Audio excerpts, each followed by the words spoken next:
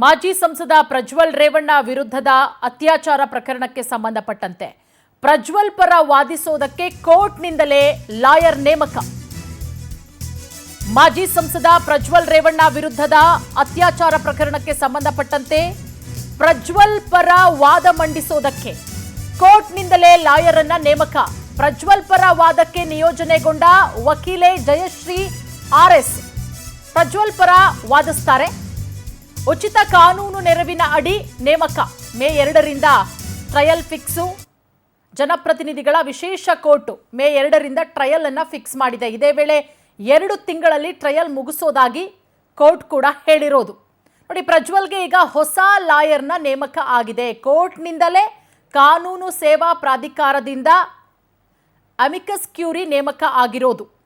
ತಮ್ಮ ಪರ ವಾದ ಮಂಡಿಸೋದಕ್ಕೆ ವಕೀಲರನ್ನ ನೇಮಿಸಿಕೊಳ್ಳದ ಪ್ರಜ್ವಲ್ ಸಾಕಷ್ಟು ಸಮಯ ನೀಡಿದ್ರೂ ಕೂಡ ವಕೀಲರನ್ನ ನಿಯೋಜಿಸಿಕೊಂಡಿಲ್ಲ. ಇನ್ನೂ ಕೂಡ ವಕೀಲರು ಸಿಕ್ಕಿಲ್ಲ ಅಂತ ಕೋರ್ಟ್ಗೆ ಹೇಳ್ತಾ ಇರೋದು ಪ್ರಜ್ವಲ್ ರೇವಣ್ಣ. ವಕೀಲರ ನೇಮಕಕ್ಕೆ ಸಮಯ ಕೊಡುವಂತೆ ಮನವಿ ಕೂಡ ಮಾಡ್ಕೊಂಡಿದ್ರು. ಆದರೆ ಪ್ರಜ್ವಲ್ ರೇವಣ್ಣ ಮನವಿಯನ್ನ ಕೋರ್ಟು ತಿರಸ್ಕಾರ ಮಾಡಿದೆ. ಈ ಬಗ್ಗೆ ಮತ್ತಷ್ಟು ಮಾಹಿತಿ ಕೊಡ್ತಾರೆ ನಮ್ಮ ಪ್ರತಿನಿಧಿ ಶಶಿಧರ್. ಈಗ ನಮ್ಮ ಜೊತೆಗೆ ದೂರವಾಣಿ ಸಂಪರ್ಕಕ್ಕೆ ಜಾಯ್ನ್ ಆಗಿದ್ದಾರೆ.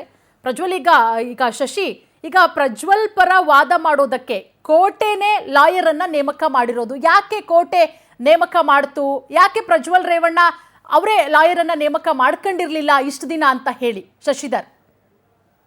ಪೂರ್ಣಿಮಾ, ಪ್ರಮುಖವಾಗಿ ಮಹಿಳೆಯರ ಮಾನಹಾನಿ, ಅದೇ ರೀತಿಯಲ್ಲೂ ಕೂಡ ಮಹಿಳೆಯರ ಮೇಲೆ ಅತ್ಯಾಚಾರ, ಅಶ್ಲೀಲವಾಗಿ ವಿಡಿಯೋಗಳನ್ನ ತೆಗೆದುಕೊಂಡಿರೋದು, ಕಿಡ್ನಾಪ್ ಕೇಸು, ಅದ್ರ ಜೊತೆ ಕೊಲೆ ಬೆದರಿಕೆ, ಇಷ್ಟು ಪ್ರಕರಣಕ್ಕೆ ಸಂಬಂಧಪಟ್ಟಂತೆ ಪ್ರಜ್ವಲ್ ರೇವಣ್ಣ, ಭವಾನಿ ರೇವಣ್ಣ, ಅದೇ ರೀತಿ ಕೂಡ ರೇವಣ್ಣ, ಈ 3 ಜನರ ಮೇಲೆ ಕೂಡ ಪ್ರಕರಣ ದಾಖಲಾಯಿತು. ಸದ್ಯಕ್ಕೆ ಭವಾನಿ ರೇವಣ್ಣ ಮತ್ತೆ ರೇವಣ್ಣ ಇಬ್ರು ಕೂಡ ಜಾಮೀನು ಮೇಲೆ ಹೊರಗಡೆ ಇದ್ದಾರೆ.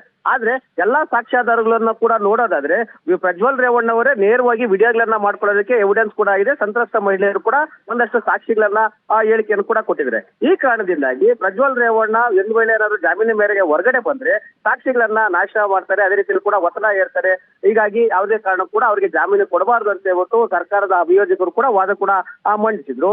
ಮತ್ತೆ ಆ ವಿಡಿಯೋಗಳನ್ನ ಮತ್ತೆ ಟೆಕ್ನಿಕಲ್ ಎವಿಡೆನ್ಸ್ ಮತ್ತೆ ಪೊಲೀಸರು ತನಿಖೆಯನ್ನ ಮಾಡಿದಾಗ ಸಿಕ್ಕಿದಂತ ಎವಿಡೆನ್ಸ್ ಅನ್ನ ನೋಡಿದಾಗ ನ್ಯಾಯಾಧೀಶರು ಕೂಡ ಎಲ್ಲ ಒಂದ್ ಕಡೆ ಮನವರಿಕೆಯಾಗಿದೆ. ಪ್ರಜ್ವಲ್ ರೇವಣ್ಣ ಅವರು ಈ ಒಂದು ಎಲ್ಲಾ ಪ್ರಕರಣದಲ್ಲೂ ಕೃತ್ಯದಲ್ಲೂ ಕೂಡ ನೇರವಾಗಿ ಭಾಗಿಯಾಗಿದ್ದಾರೆ. ಮತ್ತೆ ಅವ್ರ ಕುಟುಂಬ ಕೂಡ ಸಾಕಷ್ಟು ಪ್ರಭಾವಿಯಾಗಿದೆ.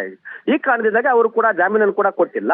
ಇದು ಇಡೀ ವಿಶ್ವ ಮಟ್ಟದಲ್ಲಿ ಸಾಕಷ್ಟು ಚರ್ಚೆ ಕೂಡ ಆಗಿತ್ತು, ಸಾಕಷ್ಟು ರಾಜ್ಯದ ಕೂಡ ಹಾನಿಯಾಗಿತ್ತು. ಯಾಕಂದ್ರೆ ಮಹಿಳೆಯರ ತೇಜವಧೆ, ಮಾನಹಾನಿ ಕೂಡ ಆಗಿತ್ತು.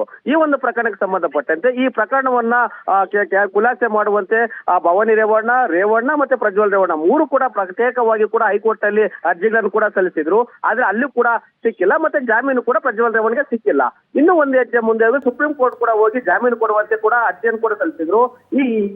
ಈಗ ಒಂದು ಘಟನೆಯನ್ನ ನೋಡಿದಂತ ನ್ಯಾಯಾಧೀಶರು ಕೂಡ ಯಾವುದೇ ಕಾರಣಕ್ಕೂ ಕೂಡ ಇದಕ್ಕೆ ಜಾಮೀನು ಕೊಡುವಂತಿಲ್ಲ ಅಂತ ಹೇಳ್ಬಿಟ್ಟು ಸುಪ್ರೀಂ ಕೋರ್ಟ್ ನ ನ್ಯಾಯಾಧೀಶರು ಕೂಡ ಅರ್ಜಿಯನ್ನ ವಜಾಗೊಳಿಸಿದ್ರು. ಈ ಕಾರಣದಿಂದಾಗಿ ಇಷ್ಟೆಲ್ಲ ಟೆಕ್ನಿಕಲ್ ಎವಿಡೆನ್ಸ್, ಅವರೇ ಮಾಡ್ಕೊಡುವಂತ ವಿಡಿಯೋಸ್, ಮತ್ತೆ ನ್ಯಾಯಾಧೀಶರ ಮುಂದೆ ಅವರು ಯಾವುದನ್ನು ಕೂಡ ಹೇಳಿಕೆಯನ್ನು ಕೂಡ ಕೊಡೋದು ಕೂಡ ಮುಂದೆ ಆಗ್ತಲ್ಲ. ಏನೇ ಉತ್ತರವನ್ನು ಕೂಡ ಕೇಳಿದ್ರು ಕೂಡ ತಪ್ಪಾಯ್ತು, ಕ್ಷಮೆ ಇರ್ಲಿ ಅಂತ ಹೇಳ್ಬಿಟ್ಟು ಕೂಡ ಕಣ್ಣೀರಿಡುವಂತ ಪ್ರಸಂಗ ಕೂಡ ನ್ಯಾಯಾಲಯದಲ್ಲಿ ಕೂಡ ನಡೀತಿದೆ. ಇದ್ರ ಮಧ್ಯೆ ಈ ಪ್ರಕರಣವನ್ನು ಕೂಡ ರದ್ದುಪಡಿಸಬೇಕು. ಮತ್ತೆ ಅದೇ ರೀತಿ ವಕೀಲ. ಓಕೆ ಶಶಿ, ಥ್ಯಾಂಕ್ ಯು ತಮ್ಮೆಲ್ಲ ಮಾಹಿತಿಗಾಗಿ.